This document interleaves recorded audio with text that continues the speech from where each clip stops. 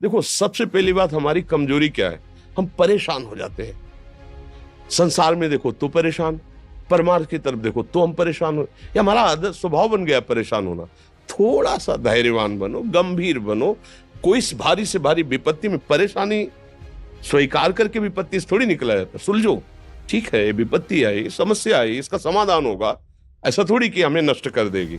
अगर अभी हमारी बड़ी हानि हो जाती है, हम कल इससे बड़ा लाभ प्राप्त कर सकते हैं। हमको एकदम बिल्कुल गंभीर रहना है, इतने कमजोर नहीं बन जाना। अब वो गए तो क्या होगा, अब वो वस्तु गई तो क्या, पद गया तो क्या होगा। प्रयास किया था, ये पद मिला था, इससे बड़ा पद प्राप्त करूंगा, मैं इससे बड़ा महान बनूंगा। ठीक है, एक बार गिर गया, गलती हो गई, दंड भोगूंगा, फिर इससे ज्यादा संयम में रहूंगा। बिल्कुल मतलब एकदम फ्रेश दिमाग रखना चाहिए। पर अपने लोग क्या है, जरा सी बात में एकदम पछड़ा कर लेते हैं, एकदम कमजोर हो जाते हैं। ये बिल्कुल ठीक नहीं है। हम जीवन भर की यात्रा की बात कह रहे हैं, भारी से भारी कष्ट में भी मुस्कुराना, तो हमें बल मिला है, हमें भगवान की कृपा का दर्शन हुआ है, हमें उनका दुलार दिखाई दिया है। अगर ऐसे तो भाग जाते, फिर परमार्थ में थोड़ी चलना होता है। आज जो आप सुन करके लाभ लेने की चेष्टा कर रहे हो ना, ये केवल प्रवचन नहीं है, ये जीवन है। अगर ये जिए ना होते ना, तो ये इसका प्रभाव नहीं पड़ता, फिर वाणी का प्रभाव नहीं पड़ता। हम इसीलिए कहते हैं, जैसे आप लोग एकदम परेशान हो जाते हैं जब बोलो, क्या हमसे ज्यादा परेशानी होगी? दोनों किडनी खराब, दवाई लाने के लिए पैसे नहीं, पानी रखा है हम उठ के पी नहीं सकते, भीषण शरीर में कष्ट, भीषण बुखार, क्योंकि किडनी फेल, जरा में बुखार, खाने को क्या, रोटी मांग के लाओ। अगर वहां सब्जी मिलती है तो लाल मिर्च ऐसी पड़ के मिलती थी कि वो पा नहीं सकते थे। आप सोचो, पानी लाना है तो मुझे लाना है, पीना है तो मुझे पीना है। अगर मैं हारता तो कहां पहुंच जाता, क्या स्थिति होती? नहीं, मरना है, पर कदम पीछे। कोई दिन ऐसा नहीं जिस दिन सेवा ना की हो, जिस दिन सेवा ना गए हो।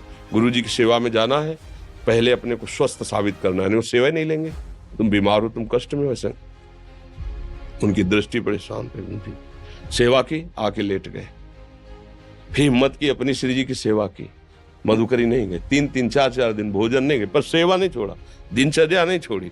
और उसका प्रधान कारण संयम, ब्रह्मचर्य, भगवदाश्रय, नाम जप, कभी हारने नहीं दिया। अभी भी थोड़ी देर बाद डायलिसिस शुरू हुआ, हारने, आपको हारे हुए नजर आ रहे हैं। शरीर में पीड़ा है, किडनी फेल है, ऐसा थोड़ा हम स्वस्थ बैठे हैं, पीड़ा है, बार बार प्यास लगती है, थोड़ा थोड़ा पानी मिलता है, लेकिन हम आनंदित हैं, हम प्रसन्न हैं। हम लड़ाई में हारे नहीं हैं, ना हारेंगे, हम जीत चुके हैं। हम अपने मालिक के भरोसे में अपना सब बात, तो वो ये हम अपनी बड़ाई नहीं बता रहे, हम आपको बता रहे समस्या। सोचो, तुम्हारे पास तो माँ है, भाई है, बहन है, परिवार है, कोई ना कोई तो है ना। मेरा किसी ने कभी जीवन में ध्यान भी नहीं दिया, क्यों? बचपन से बाबा जी बन गए, किसी से प्यार नहीं, किसी से संबंध नहीं, कोई जानकारी नहीं, हम कहाँ हैं वो कहाँ, किसी से कोई मतलब नहीं। अच्छा, जवान साधु कौन श्रद्धा करे? कभी गांव जाने की हिम्मत नहीं पड़ती कि रोटी मांग ले, पता नहीं लोग क्या सोचेंगे, क्या भावना कर ले। हम दरवाजे पे खड़े हैं, क्या कैसी भाव, जो हमारे सामने आकाश वृत्ति से आया यौवन अवस्था में वही पाया, अन्यथा भूखे रह गए। जब हम हर समय अपने को विवेक के द्वारा सावधान रखे तो हम कभी निराश नहीं हुए, कभी उदास नहीं हुए, कभी ऐसा नहीं लगा कि यार हम दुखी, कभी नहीं लगा। उसी का फल है कि उस सुख का संकेत मिल गया जहां दुख की निशानी भी नहीं है। वही उसी के बच्चे हो, हम सब उसी धातु से बने हुए हैं। हम इतना क्यों परेशान हो जाते हैं? हम ये देखते हैं अपने लोग, थोड़ी बात बिगड़ गई परेशान, नहीं बिगड़ी तो बिगड़ जाने की संभावना में परेशान है। आज सुख है लेकिन कल सुख छिन जाएगा, तो हम आज के सुख में सुखी ना होकर कल के दुख की आने की संभावना में हम भयभीत हो। मतलब क्या हमारी सोच रह गई? हमको इतना बलवान बनना है कि सुख और दुख दोनों हमको छू न सके। भारी से भारी सुख की व्यवस्था है तो अहंकार नहीं, हर्षित होकर किसी का अपमान न करे कि हम धनी, हम पदाधिकारी, अमुक। भारी से भारी दुख आया तो हमें किसी के सहयोग की जरूरत नहीं, हम फिर अपने कदम बढ़ाएंगे, हम फिर जुड़ी हुई अपनी भावनाओं को सजाएंगे। मस्त जीवन एकदम। तुम अविनाशी के बच्चे हो, शेर का बच्चा भेड़ों के बीच में फंसकर म्यों म्यों बोल रहा है, बस अगर दहाड़ना सीख जाए तो कोई भी उसे परास्त नहीं कर सकता। ऐसे भगवद अंश, तू प्रपंच में फंसकर अपने को इतना दीन क्यों देख रहा है? तू ऐसा है कि भगवान के दिव्यास्त्र में भी ताकत नहीं तेरे को मार सके। तू अविनाशी का अविनाशी बच्चा है। विनाशी भोगों को, विनाशी शरीर को मैं मान के इतना भयभीत, इतना दुख ठीक नहीं।